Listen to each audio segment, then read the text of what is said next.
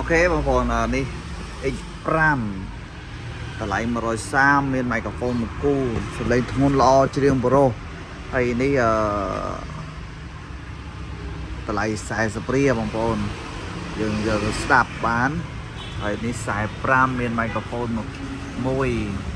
ហើយនេះ105មាន microphone មួយគូហើយនេះ X7 តម្លៃ185មាន microphone មួយគូនេះបងប្អូន X9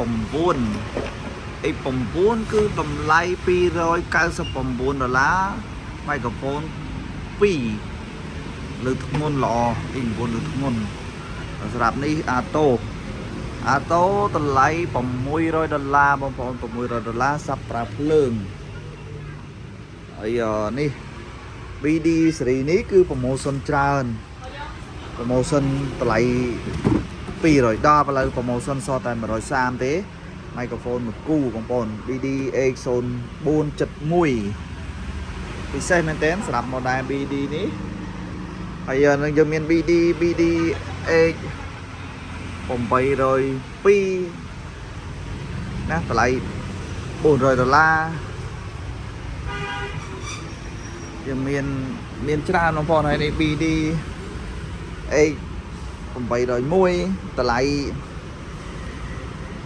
$350 BD នេះដែរតម្លៃ$450ឃើញតូចថ្លៃយ៉ាងទេបងប្អូនបើនៅតម្លៃសំឡេងមិនចង់និយាយថាសំឡេងលើសនឹងតម្លៃទៀតបងប្អូនទាំងការធន់ទាំងថ្មគឺល្អមែនតើនេះ BD 1980គុតធានាថាសំឡេងល្អច្រៀងប្រុសបងប្អូន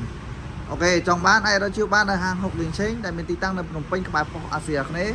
ជាប់នៅសាកលវិទ្យាល័យកម្ពុជានៅតាមបណ្ដោយផ្លូវនៅព្រៃបងប្អូនក៏ Subscribe YouTube ខ្ញុំមួយបងប្អូនរកការជាវបាសគឺខ្ញុំ promotion ថែមជើងធំបាសមួយសម្រាប់បាសដែលមានរ៉ុនដោតបាសទូចបាសប៉ុណ្ណេះហេបងប្អូនបាទអូខេថែមជើងមួយ